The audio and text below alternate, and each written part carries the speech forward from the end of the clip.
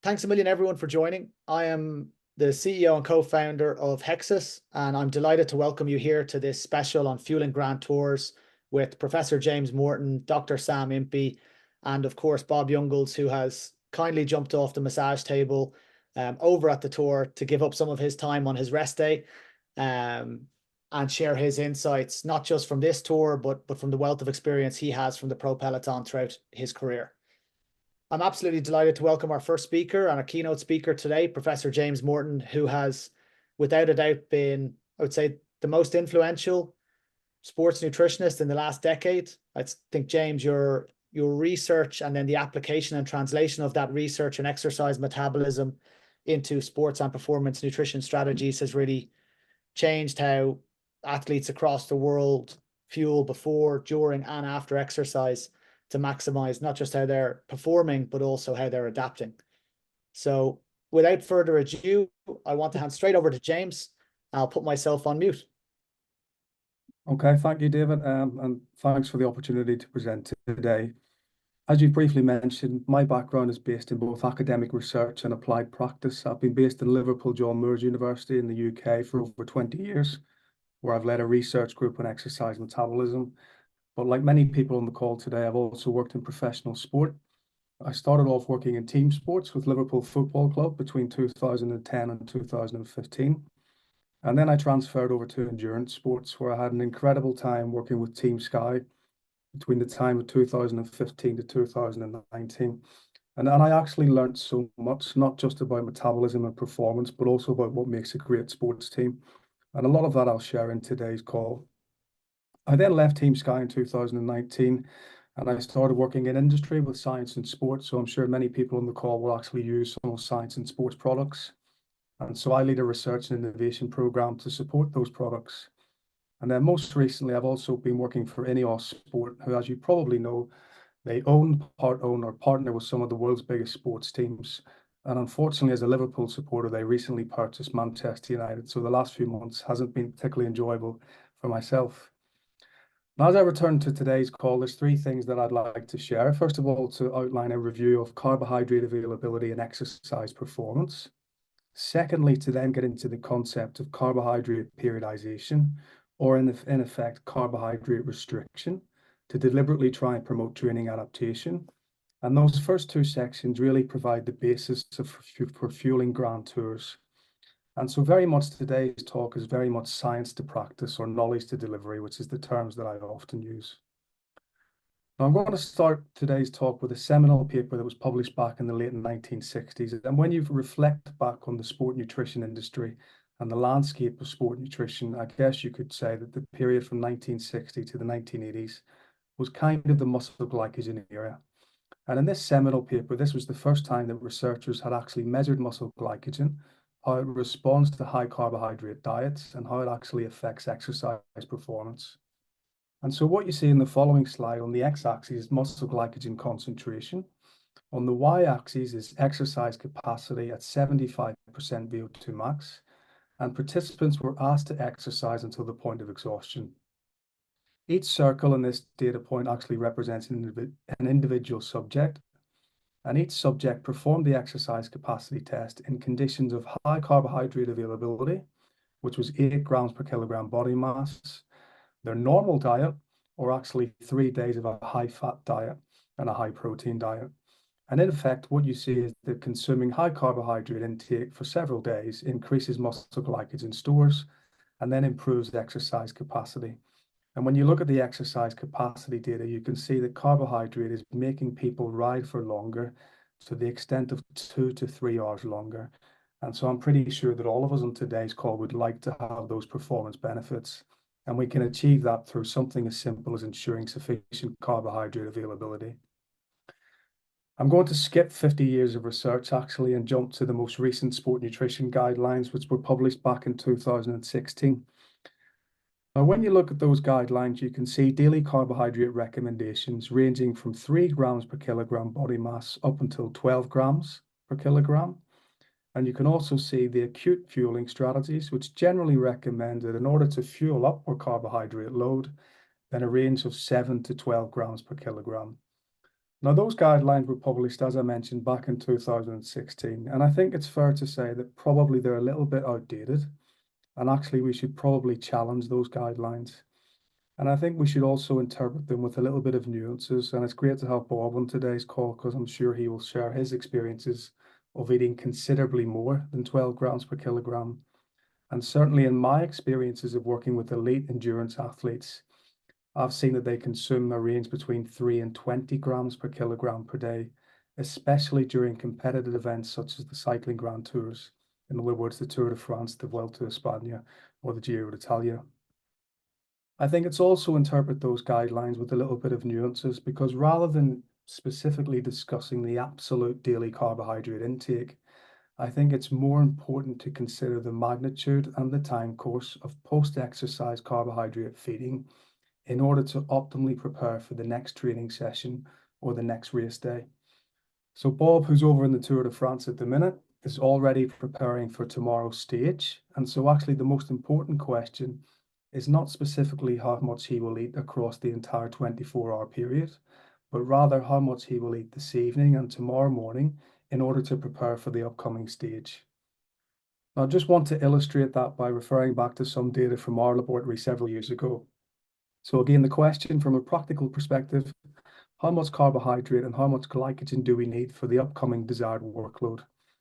So this was part of Mark Harris's PhD project, and he actually performed a study where on the evening of day one, participants performed a glycogen depleting exercise protocol. So high intensity exercise for around 2 hours to completely deplete glycogen stores. They then performed one of 3 dietary feeding protocols in the overnight period. Low carbohydrate, which was just whey protein only, a moderate carbohydrate intake, or a high carbohydrate intake. But when you look at the calculations there, you can see that the high carbohydrate intake equates to just over 7 grams per kilogram. So at the lower end of that recommended fueling up recommendations that you've seen in the guidelines. On the morning of day 2, we brought them back to the lab and we asked them to perform 8 3-minute intervals at 80% peak power output, followed by 1-minute intervals until the point of exhaustion. And we actually did the low carbohydrate trial first, and we took a biopsy at the point of fatigue. And then we then randomized the moderate and the high carbohydrate trial. We also took a time-matched biopsy at the point of fatigue. And then we also took a biopsy finally post-exercise when they actually did fatigue in those trials. So what you see here, first of all, is muscle glycogen concentration before exercise in the morning of day 2, which is the pre-bars in the low, moderate, and high. And then you can also see glycogen concentration at the point of fatigue or the time-matched biopsy in those 3 trials.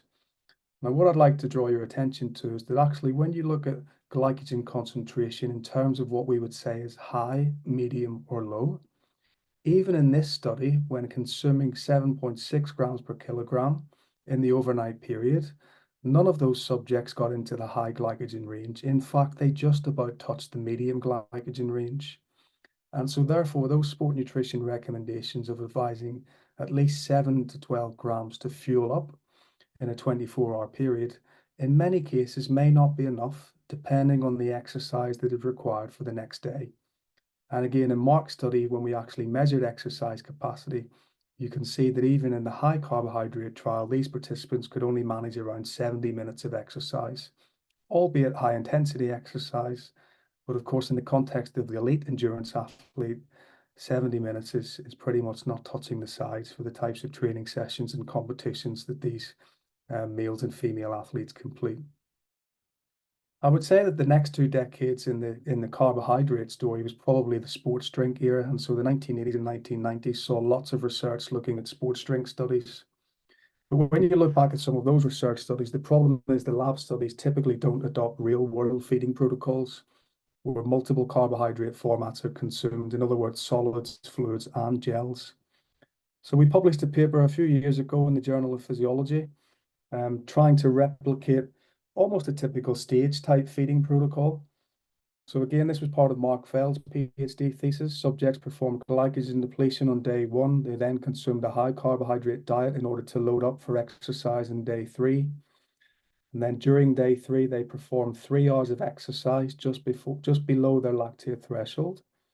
They then performed an exercise capacity test at 150% of the lactate threshold. We were actually trying to simulate a bit of an attack on a climb. In other words, how long can you hold a given power output for? And in this study, the subjects did it in conditions of 0 grams per hour, 45 grams per hour, or 90 grams per hour, using a mix and match approach of solids, liquids, and gels. And when you feed carbohydrate during exercise, of course, what you get is you try and maintain blood glucose concentrations. So here you can see over the first 3 hours of exercise, the glucose concentrations begins to decline when we feed water only, whereas when we consume carbohydrate during exercise, then we can maintain glucose concentrations around baseline levels, which is around 5 millimoles per liter. Now what you see on the left-hand side is whole body rates of carbohydrate oxidation. So this is how many grams of carbohydrate that we are burning per hour during exercise. And despite the fact that we feed carbohydrate during exercise, you can see that whole body rates of carbohydrate oxidation actually decline. In other words, the body is running out of carbohydrate and we're then starting to use more fat as a fuel. But when we feed carbohydrate during exercise, we can offset the decline in carbohydrate use that you typically see. But even when feeding 45 and 90 grams per hour, we still get that decline in whole body rates of carbohydrate use. Now, on the right-hand side, you can see the exercise capacity data. So this was after the 3 hours of exercise. We asked them to exercise at 150% of their threshold to the point of exhaustion. And you can see that we've seen exercise capacity improved in a dose-dependent manner. So with the 90 grams per hour trial, around 100 seconds longer than the 45 grams and the 0 grams per hour. And of course, this has real physiological meaning because you can put this into context by watching a bike race and seeing what 100 seconds actually translates to in terms of distance covered on a climb. And that really can be the difference between winning and losing. And certainly in my own experiences of working with Grand Tour riders, I've seen riders lose races because of underfueling on a day. You may not win the Tour de France on a single stage, but you can certainly lose the Tour de France on a single stage. And quite often underfueling is one of the main reasons contributing to that underperformance. What we also seen during that study is something called the crossover effect. So here you can see the rate of energy production or energy utilization from carbohydrate and from fat during 3 hours. And what you get is this little crossover point. So when carbohydrate availability becomes limiting, then you get a crossover point such that the amount of fat that you use actually becomes the predominant substrate. So you can see that in the red bars. Now, when you actually consume 45 grams per hour of carbohydrate during exercise, then you're delaying the crossover point. You can delay it by around 30 minutes or so. But when you feed 90 grams per hour, you can delay that crossover point even further. In this case, it occurs at around 160 minutes per hour. And so actually consuming that carbohydrate during exercise really does have physiological effects because it delays the point at which carbohydrate availability becomes limiting. I'd like you to remember those numbers, that in conditions of water only, it occurs around 2 hours of exercise. When consuming 90 grams per hour, at least in these participants, it was around 160 minutes of exercise. If I return to the sport nutrition guidelines and we now look at carbohydrate feeding, typically you see that the recommendations are up to 90 grams per hour. And usually that's from dual source blends such as glucose, maltodextrin, and fructose. However, we should also put those guidelines into a bit of context because even if someone ingests 90 grams per hour, it doesn't actually mean that they will be burning 1.5 grams per minute.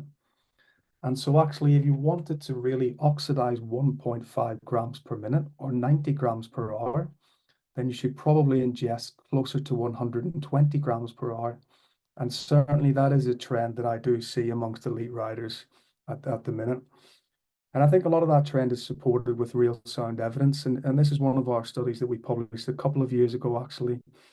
And this was an interesting study because we fed 120 grams per hour, but we also did it in conditions of a drink only, a gel only, a jelly chew, or more often than not, which is the practices of elite riders, a mix and match approach where they consumed one portion of each in order to hit that 120 grams per hour. So this was part of Mark Harris's postdoctoral work, and similar to the previous designs, we did the same 3 hours exercise just below threshold, followed by that exercise capacity test. We did it in conditions of carbohydrate loading for the 36-hour period. And then, as I mentioned, we then did it in conditions of feeding 120 grams per hour in a mix and match jelly, gel, drink, or a water-only trial. Now here you can see whole body rates of carbohydrate oxidation. And the 2 points to note is of course, with water only, you get a real reduction in whole body use because carbohydrate availability is limiting. But when you feed that 120 grams per hour, you get a better maintenance of rates of carbohydrate use.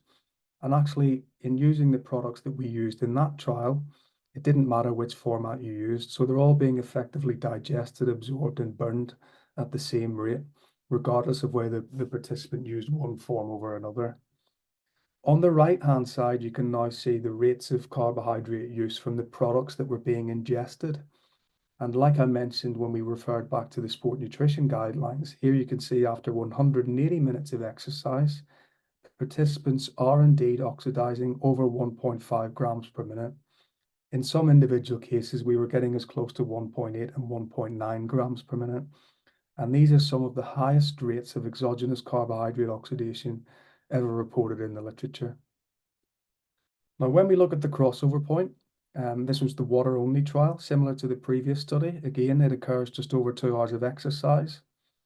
But when you feed 120 grams of carbohydrates per hour, in this context, we didn't even see a crossover point. And so I often see people writing reports and blogs and so on saying that 120 grams is no better than 90. But certainly in my experiences and in the findings from these studies, you can see that that additional 30 grams per hour, which in this case was 90 grams in total, actually did have real physiological benefits because it completely delayed or prevented the crossover point.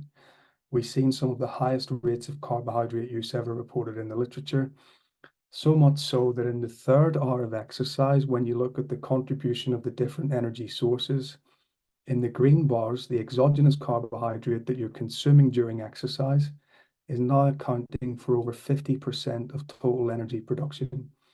So I think there is a real rationale to consume those high carbohydrate intakes if the desired intensity and duration actually requires it. Some of you on the call may be familiar with a podcast that I hosted several years ago during COVID, actually, by Science and Sport. It's available on Apple and Spotify. But one of the episodes was with Theo Gegenhardt.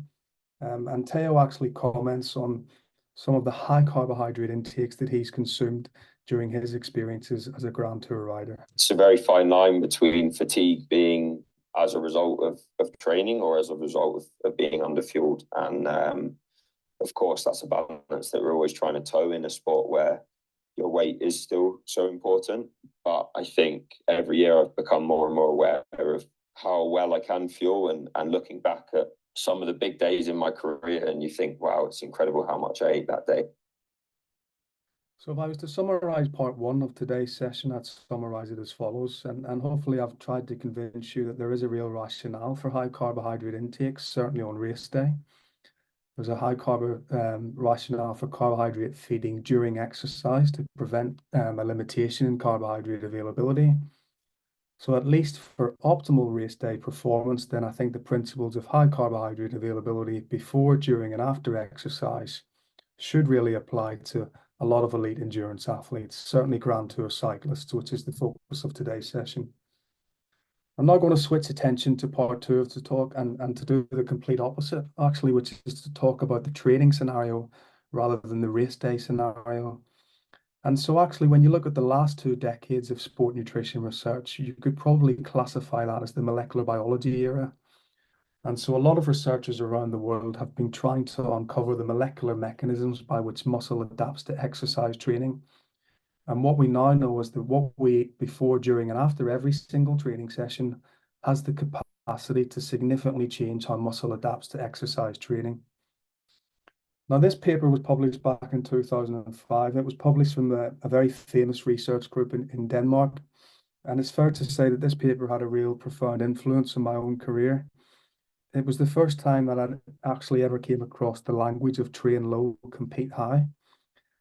Now, this study used a very famous exercise model from Copenhagen called the one-legged knee extensor model, where effectively you're isolating the quadriceps muscle group and you perform a kicking exercise motion with one limb only. And so these researchers over a 10-week period actually performed one limb twice per day, which you can see representative on the schematic here with the low trial, and each white dot represents an exercise session. So here they performed 2 sessions on a Monday, Wednesday, Friday, Tuesday, Thursday, and the pattern completed itself for 10 weeks. But every afternoon training session was deliberately completed with low muscle glycogen concentrations. The contralateral limb was called the normal limb.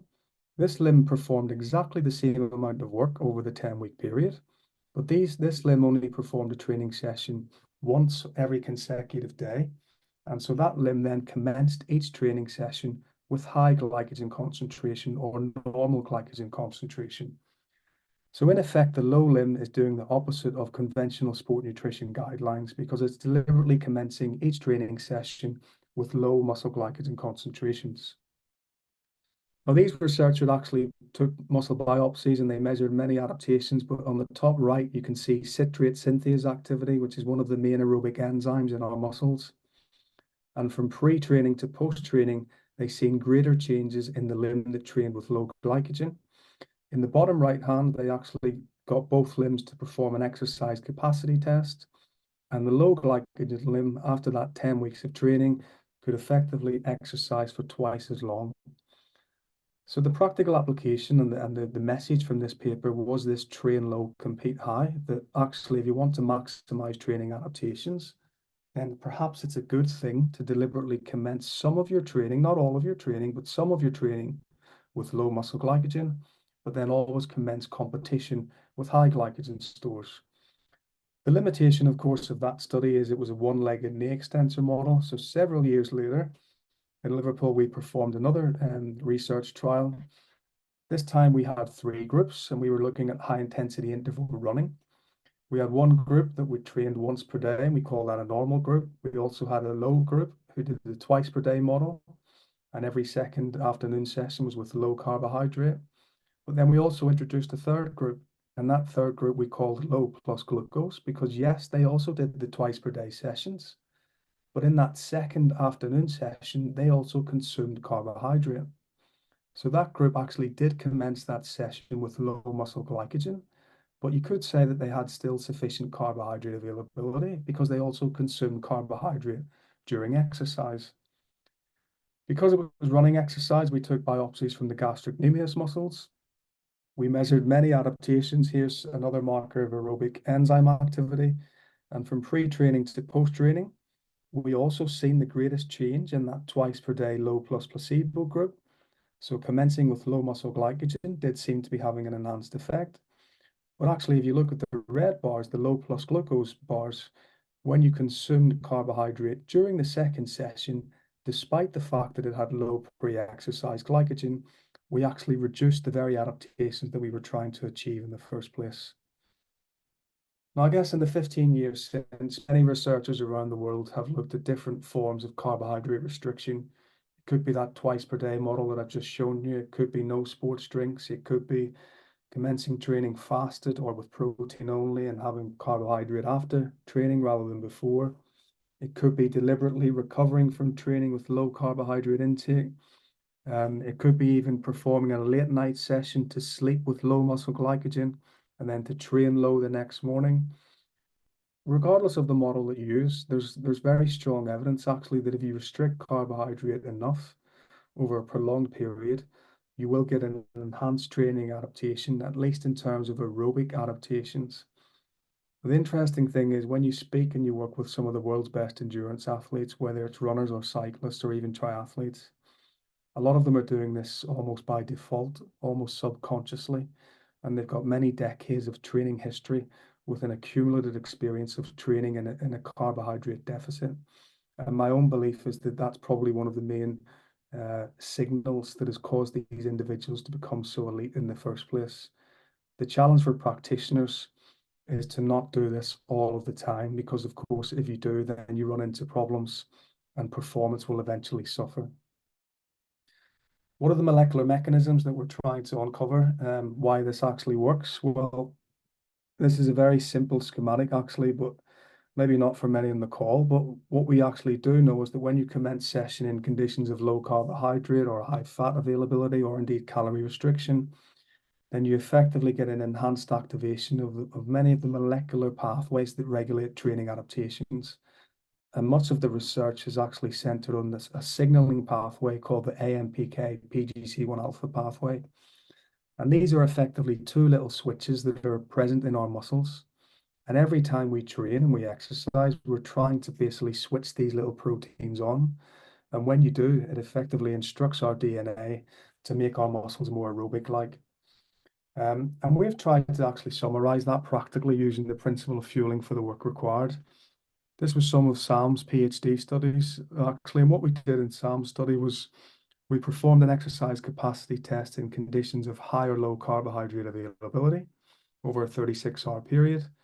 People commenced exercise with what I would say is high glycogen concentration, so in excess of 600 millimoles. They could then exercise for almost 90 minutes longer than those individuals who commenced it with low glycogen concentration. So here you can see the high, medium, and low. And when we actually measured the activation of some of those little signaling pathways, in this case AMPK, you can see that you switch it on faster. So even though people are fatiguing quicker, you're actually switching a lot of this molecular machinery on faster. And so the take-home message is that if your exercise session tomorrow, or 48 hours or 72 hours time, if it doesn't require long exercise, if it's not particularly hard exercise, then you fuel for the work required. And maybe it's about restricting carbohydrate intake. If it's a longer session, a much harder session, and you need to perform at your best, then of course you commence it with high carbohydrate intake. I'm just going to wrap up this second section, but actually, is it about training low or finish low? And actually, I think a lot of the research would suggest that it isn't really about how you start exercise, it's about how you finish that counts. And what we mean by that is that when you look through a lot of the research, and depending on what they measure, in the red bars is actually the range of glycogen concentrations for people who have started and commenced exercise with low glycogen versus commencing and finishing with high glycogen in the green bars. And you tend to see a lot of these enhanced adaptations when actually individuals only deplete glycogen to around 250 millimoles per less. If you commence exercise with higher glycogen, it will just take you longer to get into that glycogen threshold hypothesis that we postulated several years ago. People always ask me, does carbohydrate periodization actually improve performance? I believe that it does in the elite athlete, definitely. But I do want to direct your attention to this research paper that, again, we published during COVID. And this was using a sleep low, train low design. It's freely available online to download, so please read that in your own time. But basically what we've seen is the carbohydrate periodization using the sleep low, train low model with, I guess, the same standard of athlete, perhaps, that's on the call today. So this is like real people who train a lot, not truly elite, but real amateur cyclists. And we've seen it over a 3 or 4 week period. This was a remote training study, so everyone uploaded all of their training files using software like TrainingPeaks, and we went through all of the data. And what we seen was that the sleep low, train low model significantly improved functional threshold power when compared to a consistently high carbohydrate intake. So to summarize part 2 of the talk, I think, well, look, in my experience and my interpretation of the research and my practical experience, I think there is accumulating evidence to suggest that carbohydrate periodization, I use the term periodization rather than restriction. I think if you carefully periodize, you can get enhanced training responses. We've communicated that using a fuel for the work required approach. And when you look at the models, actually, I think the sleep low, train low model is probably the best because it gives you that longest time period where you're in that deliberately glycogen threshold, if you like. Now, finally, I'd like to close by trying to put this into practice. So as I've mentioned, we communicate this with athletes using fueling for the work required, but effectively what we mean is a meal by meal and a day by day approach to carbohydrate intake. And that was basically how we practiced our nutritional strategy at Team Sky. This is a direct quote from Chris Froome, Chris used to like putting pictures on social media, quite often of low carb days. And then many people would interpret that he was racing like that or training like that as well. But of course he wasn't, because it was a carbohydrate periodization model. And Chris came out and was quite vocal actually to say that he believed in high carb, medium carb, and low carb, and not extremes. We used to communicate that to our riders with our in-house app. And so what you see here is a 4-day training block, 4 different types of rides, and a traffic light system underneath each ride with 4 feeding points, which was breakfast, on-bike fueling, post-bike fueling, and then the evening meal. And each one of those colors represents low carbohydrate in red, medium carbohydrate in amber, and high carbohydrate in green. And so every rider would fuel for the work required in a 3 or 4 day cycle using this traffic light system, where each color they receive bespoke individualized carbohydrate recommendations. And that's great because it's a super simple behavioral change approach for an athlete to follow, which really forms the basis of the next talk and how Hexis is trying to communicate that message that every athlete is unique. And of course, the technologies now went to a different level, and you can see real individualized bespoke recommendations, meal by meal, day by day, dependent upon your training goals and what your training looks like. When I come back to fueling for an actual Grand Tour, then of course you work back from the demands of the event, and every rider should have their own individual performance plan. I've just used this as an example. This was one of my favorite Grand Tours actually, when Geraint Thomas won the Tour de France. But again, the tour route comes out about 6 months before, and you can work back and you can predict the demands of each stage. You can decide as a practitioner and as an athlete, what are the key stages that you really need to be well fueled for? What are the key stages when perhaps you don't need to fuel so well? And then how can you periodize your carbohydrate intake in race? Actually, because not every day really requires high carbohydrate availability, though I am conscious that races are being raced at a different intensity to what they were several years ago. But lo and behold, it's usually flat type stages, which quite often are lower intensity and perhaps not as carbohydrate dependent as the mountain stages, where usually the race is won or lost. You can, of course, have the time trial stages, which are highly carbohydrate dependent in terms of fuel use. But in terms of the absolute amount of carbohydrate required, not as much, because of course the duration is less. But you should also consider environmental conditions. Without doubt, heat stress significantly increases carbohydrate use. Now, Grand Tours like the Tour de France don't necessarily have conditions like this, but the earlier stage races do in the season. Sometimes the Giro d'Italia can have real cold days that can really accelerate carbohydrate use, as can racing in the crosswinds in these types of conditions. It's also important to consider what happens when a rider gets injured, because it's very easy to put on weight over the course of several days if they have had a bad crash. And so you then may be deliberately reducing carbohydrate intake if you're trying to maintain absolute body mass, which isn't always a good idea, but certainly it does happen.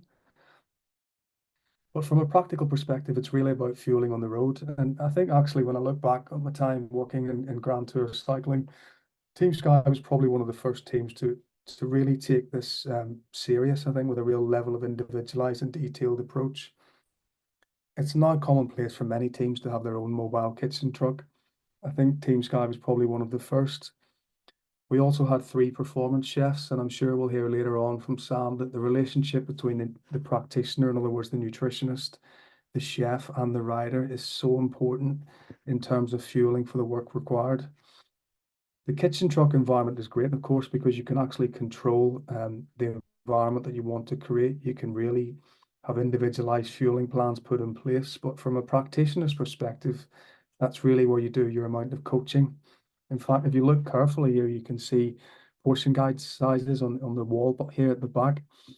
But actually, infographics and so on don't always change behavior. And that's really where you need a practitioner to get involved in nutrition coaching and coach the rider on how to make the correct choices at the right times. In my experiences as a practitioner, we actually we recorded everything we served for 5 years. So I've got all sorts of food logs from everything that was served on every single stage, every single day. All of our meals were customized. We have food labels behind every meal, trying to coach and educate each rider. And of course, this is all now commonplace amongst many teams at the elite level. In terms of absolute macronutrient intakes, I would say that most elite riders are probably somewhere between 5 and 20 grams per kilogram per day of carbohydrate, depending on the stage. Protein and fat intake is usually constant, around 3 and 2 respectively. I think it is, of course, really important to work with a good supplement provider because, of course, trying to consume all of that carbohydrate intake from food is very, very difficult.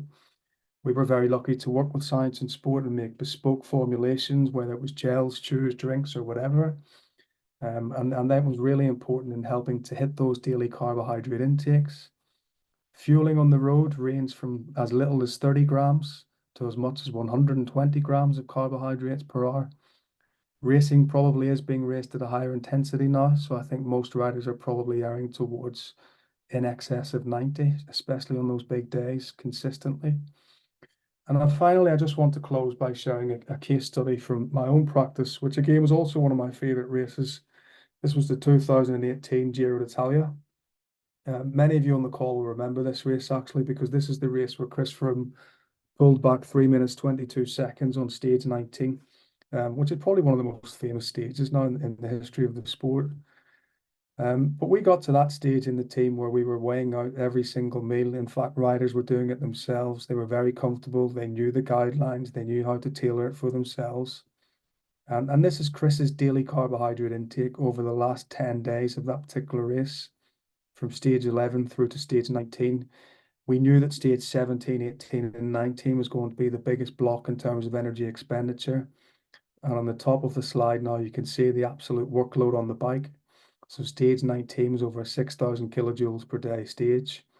In the early stages of the race, we were actually trying to maintain and, in fact, reduce absolute body mass in order to get ready for the mountains and fuel really well.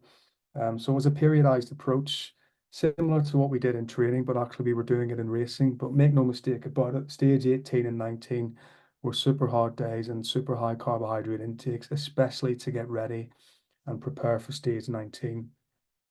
Chris, of course, did go out and fuel really well on stage 19. We actually switched much of our fueling source from solids and gels to fluids because it was easier to get that carbohydrate intake. He was consuming well over 100 grams of carbohydrates per hour, one of the biggest, highest fueling days that he's ever had in his career. And straight after the stage, both Chris and our team principal acknowledged the role of fueling in promoting that performance.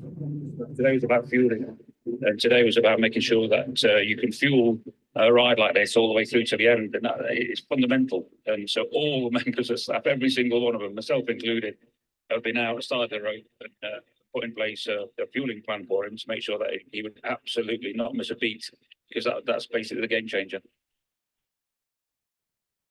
Okay, so I'd just like to close by leaving you with a take-home message. And this is based on both academic research and practical experience, but I think really it's about understanding the demands of the event, understanding what actually determines performance in the first place. But from a sport nutrition perspective, fueling for the work required seems to be a simple, practical message that people understand. And I've had a lot of success as a coach using that traffic light system in a meal by meal, day by day approach. And whilst I'm actually promoting and advocating elements of carbohydrate restriction in training to promote carbohydrate periodization, on race day, carbohydrate remains king. But really, it's about trying to develop a rider who's ready to race based on what they've done in training, but who can then turn up on race day and who's ready to race to win. So on that note, thank you very much for listening. James, thanks a million for that. I'm sure I can speak on behalf of the hundreds of people listening to say that was phenomenal. And not just thank you for that, but thank you also to yourself and the Liverpool John Moores Lab for the contributions to the research and its translation into applied practice over the last 2 decades. I think it's great to see how it's moved, as you said right at the start, from paper to podium. I think that's a really, really important message to deliver. There's been some really good questions that have come through that we really want to answer, conscious of time. So for everyone that has submitted a question, we will answer it at the end. And if we don't have time at the end, we'll get back to them all on our social channels after this. But I'd like to hand over now to Dr. Sam Impey, who you've already seen a highlight of some of his research from James's slides. and I will leave him to it. Lovely. Thanks, thanks, David. I will say as well, for anybody that's got questions for Bob as well, please drop them into the chat. So I'm just going to do a quick 5 minutes, and then we'll jump into the Q&A with Bob. So yeah, so I'm Dr. Sam Impey. I'm one of the co-founders of Hexis, and I really just wanted to essentially share kind of my journey after James showed the embarrassing older photo of me with much more hair than I've got now. Yeah, I actually went to work in the World Tour myself, so I actually ended up doing 9 Grand Tours and 3 Tour de France's with the World Tour teams. As James mentioned, though, a lot of my role, and I guess to echo his point, something that was really important was to actually get a collaborative system in place, working with the chefs and the other members of staff on the team to be able to make bespoke nutrition recommendations for each athlete, depending on the work that they've done on that day. It's a very manual process. It takes a lot of calculations because obviously you have 8 very unique athletes riding a stage, and they'll all do different jobs depending on their role within the team. So you could have very different fueling and energy requirements depending on the type of rider that they were, and obviously those change day to day, as James showed, given the length and the meters of elevation within within the stage. And so we kind of really wanted to lean in and think about, well, how do we begin to use the technology that's available? We were recording more data than ever, and we were able to share that very succinctly and very effectively. So how could we do that to effectively make better nutrition recommendations? We published it in this case study where we sort of summarized how we approached it more generally, but we used the context of creating that carbohydrate periodization, as James was talking about, throughout a Grand Tour. And I just wanted to share kind of some of the data with you here, just to sort of really show the magnitude of change that a rider can go through. So the graph on the left, the axis going up, is carbohydrate intake across the day in grams per kilo of body mass. So 11.5 grams per kilo. If you look at day 1, for example, 70 kilo rider, you're at a little over 800 grams of carbohydrate for the day. So you can see there's really big variability day to day, obviously with kind of rest days and some higher level days as well. So the average intake is 13.8 grams per kilo. Okay, well, that's great, but actually if you plot that, you can see that you're only actually meeting fuel requirements for maybe 2, maybe 3 stages, and there's sort of 6 where you're really over fueling, and kind of 12 or 13 where you're really under fueling. So I really hope that shows just how much variability you can have day to day, and why it's important to use all that data that's available to make the bespoke recommendations to enable each athlete to perform optimally. Now, this is in the context of a Grand Tour, but also, these are sort of the recreational, the everyday athlete also experiences this. If you're going out and doing an hour on the bike or an hour on the turbo in training, but actually then 2, 3, 4 hours at the weekend, those energy demands and those carbohydrate demands are going to be so different for each day. And so that's really how we kind of began to think about, well, how do we automate, or how do we give good recommendations, for each individual athlete, whether you're riding a stage of the Tour de France or whether you're training for your first sportif. And I guess I really want to highlight again the magnitude of just how different some of these intakes can be. 5 grams per kilo per day on a rest day, through to the Queen stage in this tour, which was the intake was 18.7 grams per kilo per day. So yeah, pretty massive. And I'm sure Bob will echo the challenge of consuming that kind of amount of carbohydrate. And I guess the thing that we really kind of the key output from our case study was that actually, when you do look at contemporary guidelines, they talk about averages as James mentioned in that 8 to 12 gram per kilo region.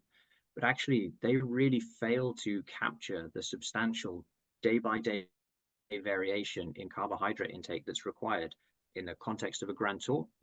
Really obviously massively elevated and very extreme examples. But actually, in everyone's day-to-day training, we're going to have variability.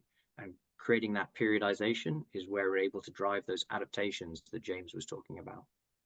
And that's really kind of the sort of the basis of Hexis. We took the learnings from our applied practice and the research that we'd done, and we wanted to use that day by day and meal by meal approach with that red, amber, and green systems to help people quickly and easily identify how to create carbohydrate periodization. And you know, really fundamentally, every athlete is unique, and we should all have unique fueling plans. And that also is true for coaches. So how do coaches help to support a large number of athletes, often in different areas of the country or different areas of the world, with good nutrition recommendations at a high resolution? And again, that's something that we were really keen to look to build. And so that's why we built our coaches platform. But it just gives a flavor of how the research that was done originally and the sort of applied combined experience has fed into the, you know, the product that we've built. And, you know, that's why we want to help, you know, thousands of people all across the globe to fuel effectively. So as I said, just a very quick summary from me there. I obviously don't want to interrupt Bob's time because I'm also interested to hear how he manages to do it. So with that, I'll pass back over to David. Sam, thanks a million for that. I think it's great to see the translation now from the research through to the application, and how technology is now helping that scale that service across quite a wide range of individuals. Now, Bob, you're dialing in directly from the tour. I know you're not long off the massage table that's made time here for us today.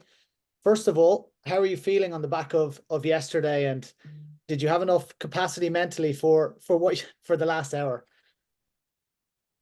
Yeah, I mean, it's 2 weeks into the tour after also 6 weeks of preparation. So yeah, it's beginning to take a toll physically and mentally. But yeah, 1 week to go, and like you said, yesterday was a really big day for myself.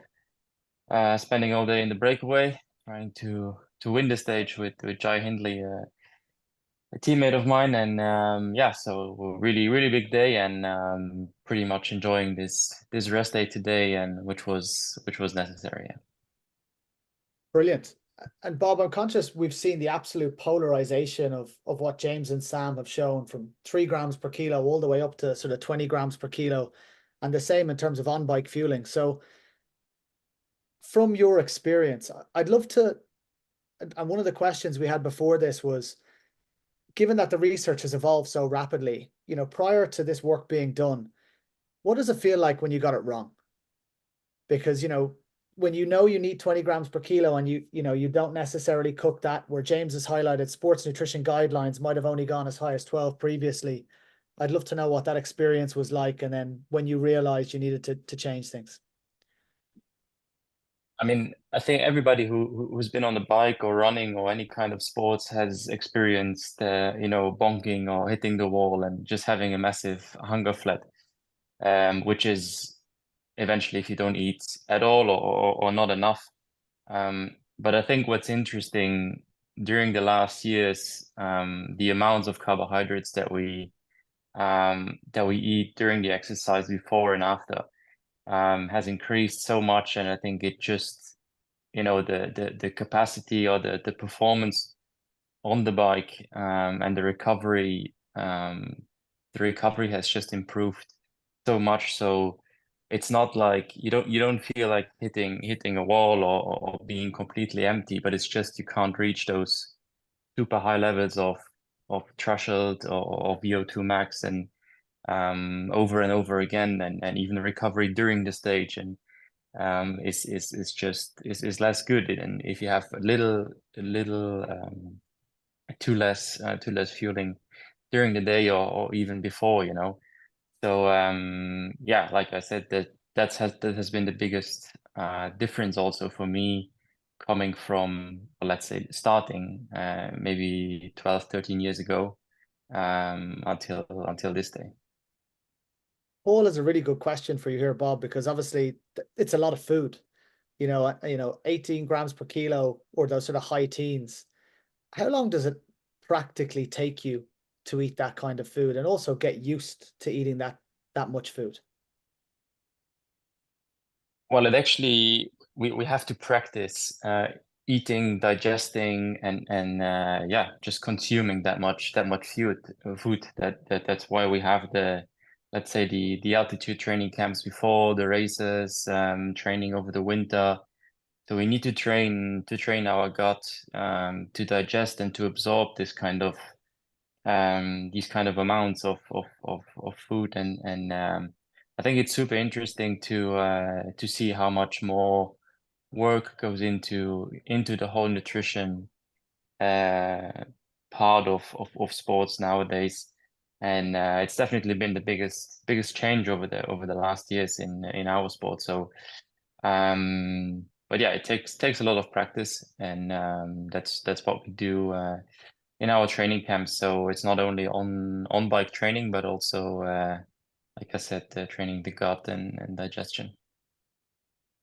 Completely. And I think, Brandon had a question, which, James, this one might be more relevant to you, but on that note of training the gut, Bob, Brandon's asked, the idea that some people have 120 grams per hour of carbohydrate delivery, maybe being no better than 90 grams per hour, is that now coming from a lack of evidence that was in the literature pre-2002, do you think, James? Suggesting that 120 grams now is better? Or do you think it's actually people's hesitance prior to that on pushing the boundary? Well, there's a few things to unpick there, actually, but great question. So there was a number of studies in the 90s and even before then showing that you can directly infuse glucose into the bloodstream. So in other words, you're bypassing the gut. And when you infuse it into the bloodstream, your muscle can use that fuel almost at a rate of 2 grams per minute.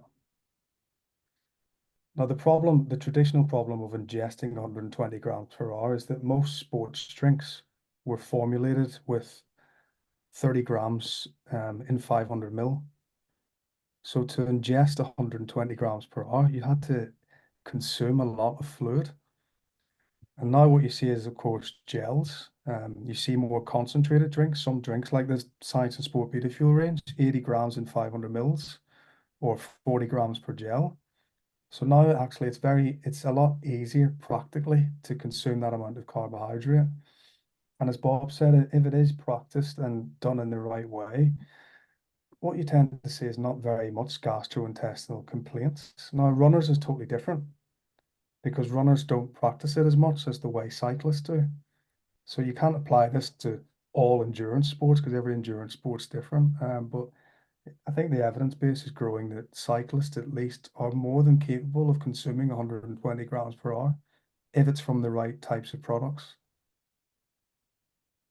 Great. Thanks for that, James. I think that's a really important point. It isn't just the research that's moved on, but it is literally the availability of what's in the market.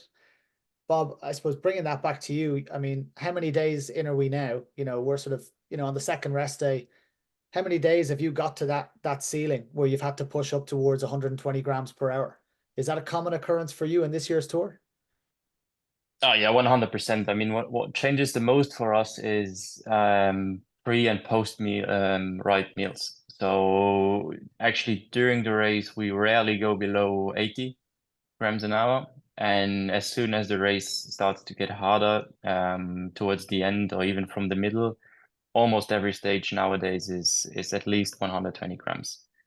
So sometimes we even push that a bit further, but yeah, like I said, it's cycling has changed a lot, and now every stage is super intense. So just to get those carbohydrates in and to recover well for the next stage, and because I mean even today's stage, if you're fueling too less, you will not feel great, not feel great tomorrow either. So it's just a whole process over 3 weeks. Yeah, I was just going to say, David, I think that's an excellent point that Bob's made because eating on the bike is the easy part. The hard part is after the stage because practically you're riding through the Alps or Pyrenees or whatever. You may not feel like eating. You're on a bus. It's chaos and chaotic. And what I used to see was that riders hardly ate after a stage. In fact, I used to see some riders who deliberately didn't eat after a stage and waited till they got home for their evening meal. But then you're wasting 3 or 4 hours of recovery. And for sure, I agree completely with Bob there. I think one of the biggest changes has been that attention to detail in the 2, 3, 4 hours after the stage. And that makes a massive difference in how you're going to perform the next day, regardless of what you put on the bike the next day. that period from the finish of stage 5 p.m. to 11 a.m. the next morning is fundamental. I might just add one thing to that as well, if I can, James, to your point, and Bob, I don't know if you ever saw or experienced this a few years ago when I first started working with the World Tour. Recovery was a protein shake, just whey protein, and that blew my mind, because I was like, but you've just done 5,000-6,000 kJs on a bike. Like, protein is like, that's part of the recovery process, but so is 1 to 1.5 grams per kilo of carb, especially for the first 3 hours. I think that's a really important point there, Sam. And Bob, I'd love to know, we've had a question come in. Somebody would love to know, what is the first bottle that's handed to you when you come off the bike? What does that, can you describe that first hour to 90 minutes from a recovery process? Yeah, I mean, let's take a day like yesterday, for example. So mountaintop finish, really big day. Usually what we do, often we take a bottle of ketones. Then you have cherry juice, which is I think about 20 or 30 grams of carbs and antioxidants. And rehydration, obviously. And then, yeah, about 40-50 grams of Haribos, just to get that fast sugar in. And then, yeah, again, you ride down on your bike for 15 kilometers, so about, let's say, 20 minutes, with your recovery shake, which is nowadays, which is a mixture of whey protein and carbs as well. You come to the bus, you take a shower, and then yeah, usually what I do, I start with a salty meal. So that could be, like, for example, yesterday it was salmon, and pasta, 350 grams of pasta, cooked, and then, yeah, maybe a couple of minutes later, a sweet snack, if it's, some kind of cake or fruit, just to get that fructose up a little bit. Or yeah, and then you basically, yeah, you just you try to refill as much as possible within these 2-3 hours. And maybe that example is not the best example, because you have a rest day today, but usually what you do if you have another hard day after that, you just keep on eating more or less until you're in the hotel, and go for massage, maybe have a snack, and then afterwards you go for dinner, and then you go to bed with a full belly. I mean, it's its own protocol in and of itself, isn't it? I mean, the unglamorous bit there is that 15K bike ride back down the hill. Exactly. All of the cameras all of a sudden disappear for, and all of the crowds disappear for. But I mean, it's still a big volume of food. And when you are considering, even post-race, you're still getting, I suppose, liquids and solids in just to start that replenishment process. And as James and Sam have both highlighted, just getting ready for the next day. And I'm going to take this as the final question, because I'm very conscious of time. We have had a question in which is quite pointed towards that sort of that balance between sort of processed carbohydrates and whole food carbohydrates, because it is always an interesting one from a health perspective. There's different ways to look at this, obviously from an energy balance perspective, but maybe James or Sam, I'd love to get your take on the different types of carbohydrate that people are getting in, and also just, as we've seen, the practical application and maybe the need for higher sugar foods. Well, I think during the race itself, you need things that are fast digesting, can be delivered quickly, and can be used quickly. And processed foods, or I should say specific formulations like glucose, maltodextrin, and fructose, are going to be much easier digested and absorbed than whole foods. And so really, I totally buy into the health versus performance element, but in race, performance is king. Of course, in a training environment, then it's totally different, because you're trying to promote that health and well-being. So the types of carbohydrates that you consume would differ accordingly. I should also say one final point, actually, is I'm sure there'll be a lot of people on here who coach junior athletes. And I don't think we're saying that carbohydrate restriction is advisable for a junior athlete. Absolutely not, because they're still growing. They're still laying down bone tissue. They're still laying down muscle mass. And so the last thing you want to be doing is promoting that message. They will get much more performance benefits just from eating well consistently, rather than thinking about any of this stuff.